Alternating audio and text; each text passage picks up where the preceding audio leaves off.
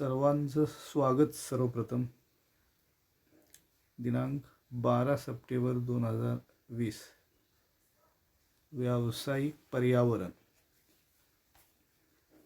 या विषयात आपण पाहिलं आहे की शेतमालाच्या किमतीतील मोठे चढउतार दूर करण्यासाठी भारत सरकार, राज्य सरकार आणि महाराष्ट्र सरकार योजत असलेले विविध उपाय आणि शक्य असलेले विविध उपाय यांची आपण चर्चा करत आहोत. त्यामध्ये आपण पाहिले की पहिला जो उपाय आहे तो किमान आधार किमती, शेतीमालाचा, अन्नधान्याचा किंवा शेतीमालाचा बफर स्टॉक, भाव स्थिरक साठा शेतीमालाचा, हा उपाय आपण पाहिलेला आहे. त्यानंतर अन्नधान्याची आयात, जेव्हा किमती उत्पादनाची टंचाई, किमती वाढत असतील आणि आपल्या देशात त्याचा पुरेसा पुरवठा नसेल तर अन्नधान्य आयात करण्याचे धोरण सरकार ठरवते. भारताने अमेरिकेकडून 1965 पर्यंत असे अन्नधान्य आयात केले होते. PL 480 या कायद्याखाली हे सरकार किमान आधार किमती जाहीर करते. मिनिमम सपोर्ट प्राइस MSP हे प्रमुख अन्नधान्य आणि प्रमुख शेतीमालाच्या किमान आधार किमती सरकार पुरेसे आधी जाहीर करते. बाजारात त्या शेतीमालाची किंमत प्रमाणापेक्षा खूप कमी होत असेल तर सरकार आधार किमतीला तो शेतीमाल खरेदी करते आणि किमती कमी होण्यामुळे होणारे शेतकऱ्यांचे नुकसान सरकार कमी करण्याचा प्रयत्न करते. आपल्या देशात 1965 पासून या किमान आधार किमतींच्या द्वारे सरकार या किमती वाढवून सरकार बऱ्याच वेळेला प्रत्येक वेळी वाढवून या सरकार शेतकऱ्यांचे नुकसान टाळण्याचा प्रयत्न करते. याला म्हणतात किमान हमी किमती किंवा किमान आधार किमती MSP. विशेषतः गहू, तांदूळ, ज्वारी, बाजरी, मका या अन्नधान्याच्या बाबतीत या किमान हमी किमती जाहीर केले जातात. काही प्रमुख कडधान्यांच्या बाबतीत या किमान हमी किमती जाहीर केल्या जातात. आणि 2019 पासून तरी केंद्र सरकारने असं जाहीर केले की 2022 पर्यंत शेतकऱ्यांचे उत्पन्न दुप्पट करायचे आहे आणि म्हणून किमान हमी किमती मोठी वाढ सरकार 2019ला सरकारने केलेली आहे. मग याला म्हणायचं किमान हमी किमती. एका ठराविक किमतीपेक्षा जर किमती कमी होत असतील तर त्या किमतीला सरकार स्वतः त्या शेतीमालाची खरेदी करते. किमती कमी होण्याचे प्रमाण सरकार थांबवते या सरकारच्या कृतीमुळे. त्याला म्हणायचे किमान हमी किमतीचे धोरण. हमी किमती या बऱ्याच वेळेला वाढवल्या जातात. त्यानंतर शेतीमालाचा भाव स्थिरक साठा, शिल्लक साठे करायचे शेतीमालाचे मोठ्या प्रमाणावरती. शिल्लकीसाठी सरकार अन्नधान्य खरेदी करते आपल्या एजन्सीज मार्फत आणि त्याचा साठा ठेवते. जेव्हा मार्केटमध्ये प्रमाणापेक्षा किमती कोसळायला लागल्या तर तो साठा बाहेर विक्रीला काढला जातो. किमती कोसळायला लागल्या तर सरकार स्वतः शेतीमालाची खरेदी करते आणि जर समजा किमती वाढायला लागल्या तर आपल्याजवळचा साठा सरकार बाहेर काढते. आपल्याजवळ पुरेसा एक साठा ठेवून बफर स्टॉक, किमान भाव स्थिरक साठा म्हणतात याला, 7 कोटी टन जवळजवळ वार्षिक शेती उत्पादन, शेतीमाल, अन्नधान्य वगैरे सरकार साठवते आणि किमतींच्या वरती शेतकऱ्यांचं नुकसान होऊ नये असे पाहते, असे धोरण सरकार स्वीकारते. याला म्हणायचं किमान शिल्की साठा, भाव स्थिर साठा अन्नधान्याचा विशेषतः. अन्नधान्य एक प्रमुख शेतीमाल आहे. त्यानंतर आपण पाहिलेलं की आधार किमतींचे धोरण. सरकार शेतीमध्ये शेतकऱ्यांचे नुकसान होऊ नये आणि म्हणून अशा आधार किमती सरकार जाहीर करते. यानंतर चौथा उपाय आपण पाहिलेला आहे तो म्हणजे प्रशासकीय किमती, administrative price, determination of appropriate administrative price. योग्य प्रशासकीय किमतींची निश्चिती करणे. तर किमान आधार किमती या प्रमुख अन्नधान्याच्या बाबतीत, कडधान्याच्या बाबतीमध्ये सरकार जाहीर करते. आणि प्रशासकीय किमती विशेषतः नगदी पिकांच्या बाबतीत निश्चित केल्या जातात. यामध्ये ऊस, कापूस, तंबाखू, मसाल्याचे पदार्थ, चहा, कॉफी अशा प्रकारच्या निर्यात होऊ शकणाऱ्या मालाच्या बाबतीत या प्रशासकीय किमती निश्चित केल्या जातात. अशा योग्य पातळीवरती प्रशासकीय किमती या सरकारकडून निश्चित केल्या जातात. प्रशासकीय किमतींचे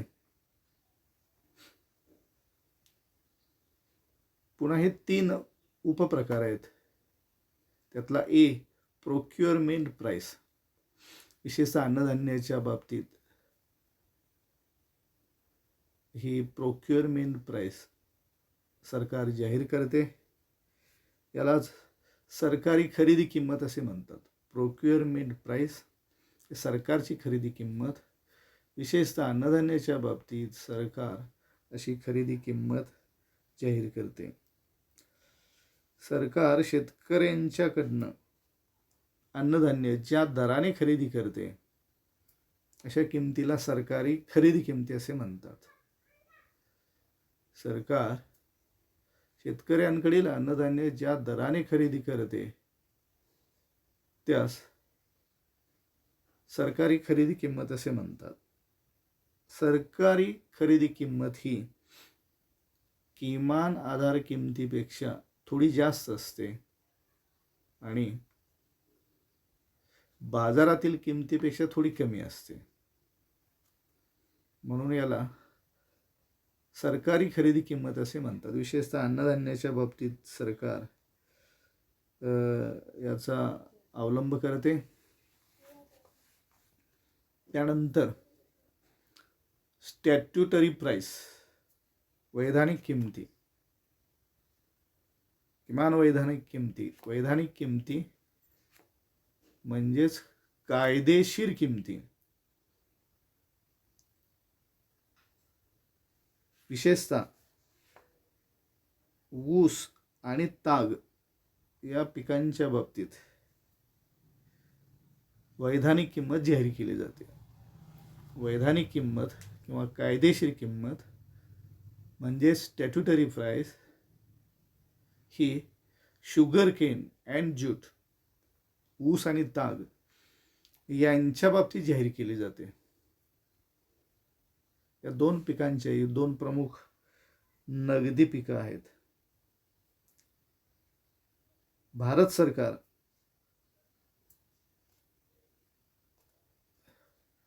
जेव्हा साखर कारखाने ऊस खरेदी करतात शेतकऱ्यांकडून तेव्हा सरकारने ठरवून दिलेल्या किमतीपेक्षा, एका किमान किमतीपेक्षा कमी दराने साखर कारखाने ऊस खरेदी करू शकत नाहीत. जर असा ऊस साखर कारखान्यांनी कमी दराने, कायदेशीर किमतीपेक्षा कमी दराने खरेदी केला तर तो दखलपात्र गुन्हा समजण्यात येतो आणि त्यावर कायदेशीर कारवाई करता येते. सरकारला तो अधिकार आहे कायदेशीर कारवाई करण्याचा. तसंच तागाच्या बाबतीत ताग गिरण्यांनी ताग एका कायदेशीर किमतीपेक्षा कमी दराने खरेदी केला तर तो दखलपात्र गुन्हा समजला जाईल आणि त्या ताग गिरण्यांच्यावरती, त्या कारखान्यांच्यावरती कायदेशीर गुन्हा नोंद केला जातो. म्हणून त्याला वैधानिक किमती असं म्हणलेलं आहे, स्टॅट्युटरी प्राईस असं त्याला म्हटलेलं आहे, किंवा स्टॅट्युटरी मिनिमम सपोर्ट प्राईस असे म्हणतात. त्यानंतर इश्यू प्राईस, वाटप किमती, सार्वजनिक वाटप किमती, issue price, granted by government of India, which called as the name of PDS, Public Distribution System, सार्वजनिक वितरण व्यवस्था. रेशन धान्य दुकानावर सरकार ज्या किमतीला अन्नधान्य विकण्याचे बंधन घालते त्याला वाटप किमती असे म्हणतात. प्रमुख जीवनावश्यक किमती ग्राहक हिताचा विचार करून काही जीवनावश्यक वस्तूंच्या किमती, जो प्रमुख शेतीमाल आहे, जीवनावश्यक शेतीमाल आहे, ते एका विशिष्ट किमतीला विकावे असे बंधन असते. सार्वजनिक वाटप किमती या अत्यंत अल्प आहेत. आज गहू, तांदूळ रेशन धान्य दुकानाच्या द्वारे गरीब लोकांना 1 रुपया 2 रुपये किलो या दराने विकली जाते. आता तर कोरोनाच्या संकट काळात गेले 5 महिने भारत सरकार ज्या नागरिकांचे, ज्या कुटुंबाचे रेशन कार्ड केशरी रंगाचे आहे, म्हणजे ज्यांचे वार्षिक उत्पन्न कमी आहे, अशा कुटुंबांना सरकार मोफत प्रति मानसी 5 किलो धान्य सरकार मोफत देत आहे. गेले 5 महिने हजारो कोटी रुपयांचा खर्च सरकार करते. रेशन धान्य दुकानाच्या द्वारे सरकार काही जीवनावश्यक वस्तू किंवा शेतीमाल अत्यंत अल्प दरात लोकांना पुरवते. 1 रुपये आणि 2 रुपये म्हणजे अगदी नाममात्र दर आहे. आणि त्यासाठी मग सरकार ग्रँट देते, ग्रँट मंजूर करते, अनुदान देते. शेतकऱ्यांकडनं, उत्पादकांकडनं जेव्हा शेतीमाल, जीवनावश्यक वस्तू खरेदी केल्या जातात, तेव्हा त्या खरेदी करत असताना सरकारी खरेदी किमतीला खरेदी करतात. ते जास्त किमतीला खरेदी करतात शेतकऱ्याकडनं सरकार, आणि अगदी अल्प किमतीला रेशन धान्य दुकानातनं सरकार वाटप करते गरिबांच्यासाठी, सामान्य लोकांसाठी.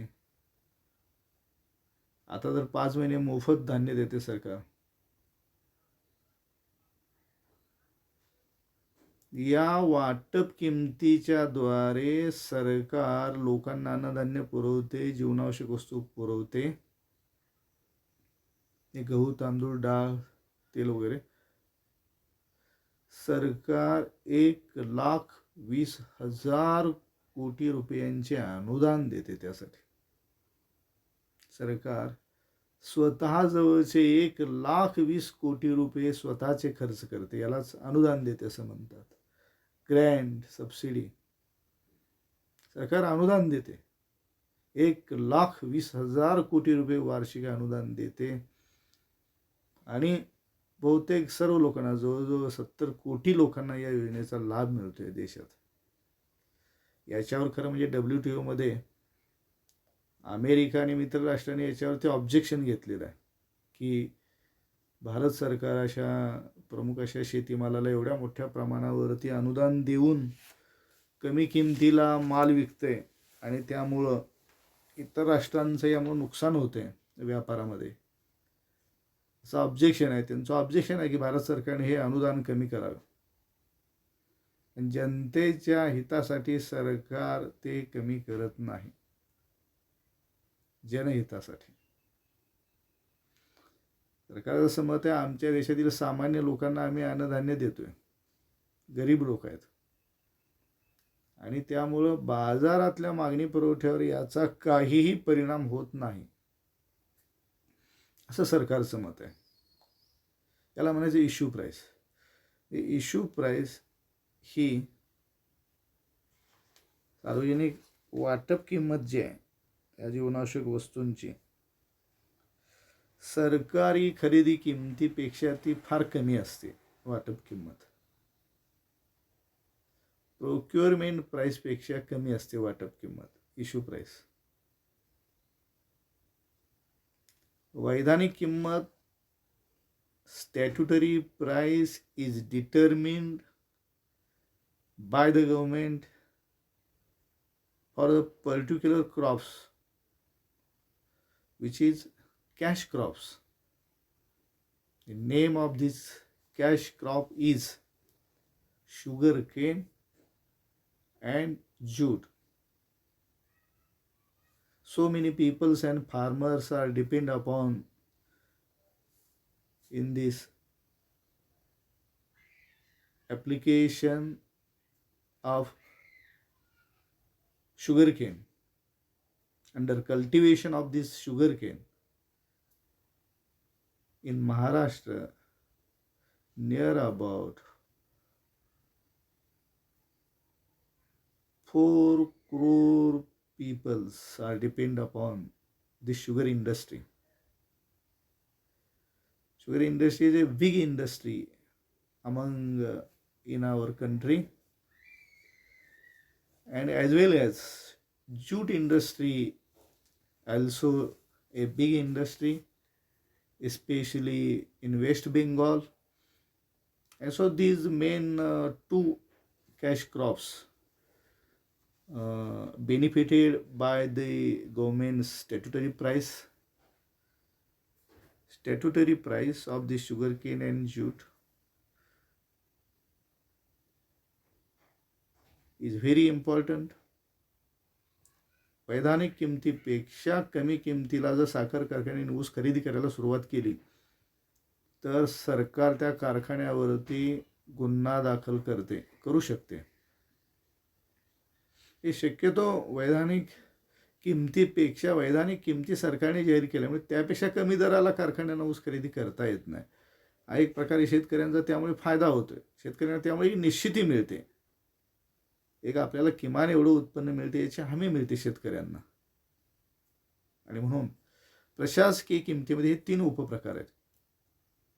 एक सरकारी खरेदी किंमत procurement price, statutory price second वैधानिक किमती, and third one is issue price वाटप किमती. First is minimum support price MSP, minimum support price. किमान आधारभूत किमती जे ज्वारी, बाजरी, गहू, तांदूळ अशा प्रमुख अन्न पिकांच्या बाबतीत मका, सरकार काही त्या शेतकऱ्यांना उत्पादन वाढीसाठी प्रेरणा मिळावी, शेतकऱ्यांना निश्चिती मिळावी, दीर्घकाळात उत्पादन टिकून राहावे म्हणून सरकार या गोष्टींचा विचार करून शेतकऱ्याला किमान उत्पन्न मिळावे जे उत्पादन खर्च विचारात घेऊन सरकार मग या MSP जाहीर करते, मिनिमम सपोर्ट प्राइस. खरीप हंगामाच्या आधी आणि रब्बी हंगामाच्या आधी MSP सरकार जाहीर करते. किमान हमी किमती म्हणजे बाजारात किमान हमी किमतीपेक्षा शेतीमालाच्या किमती जर कमी झाल्या तर सरकार या किमान आधार किमतीला तो शेतीमाल खरेदी करण्याची हमी सरकार देते. सरकार त्याची हमी देते म्हणून याला किमान हमी किंमत असे म्हणतात. हमी दत्त किमती शेतीमालाच्या असेही म्हणतात. किमान आधारभूत किमती, दुसरं प्रशासकीय किमती, त्याचे हे 3 उपप्रकार. प्रशासकीय किमतींच्या मध्ये प्रामुख्याने नगदी पिकांचा कॅश क्रॉपचा विचार केला जातो. ऊस, कापूस, तंबाखू, चहा, रबर, कॉफी, ताग, मसाल्याचे पदार्थ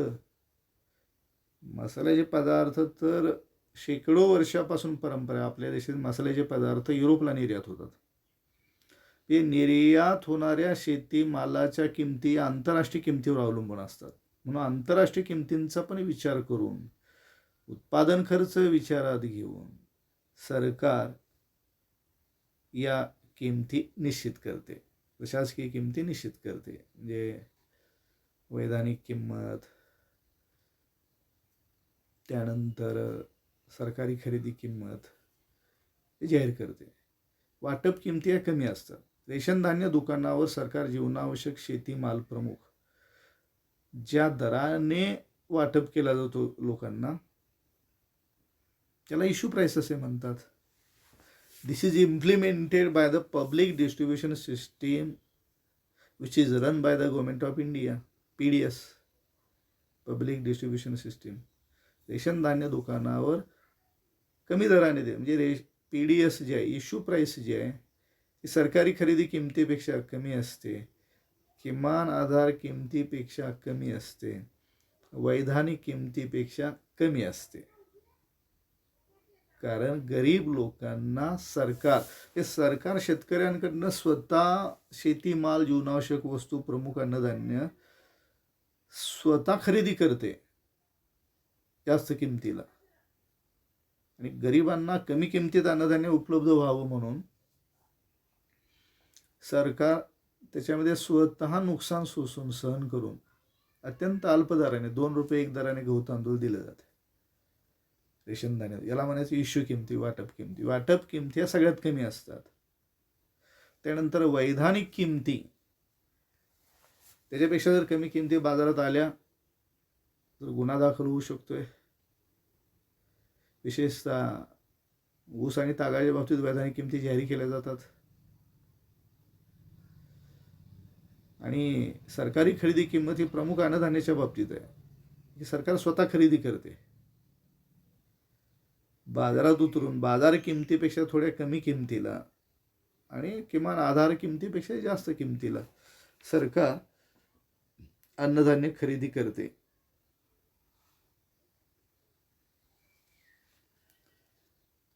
आपल्या फरक लक्षात आला असेल. किमान आधार किंमत MSP, त्यानंतर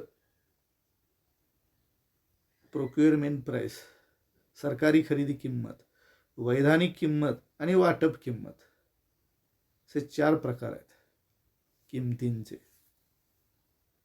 हे सरकारमार्फत निश्चित केले जातात. आणि शेतीमालाच्या किमतीमध्ये जे चढ उतार होतात मोठे, आणि ज्यामुळे शेतकऱ्यांचं नुकसान होते, ते नुकसान होऊ नये यासाठी सरकार हे किंमतविषयक धोरण स्वीकारते.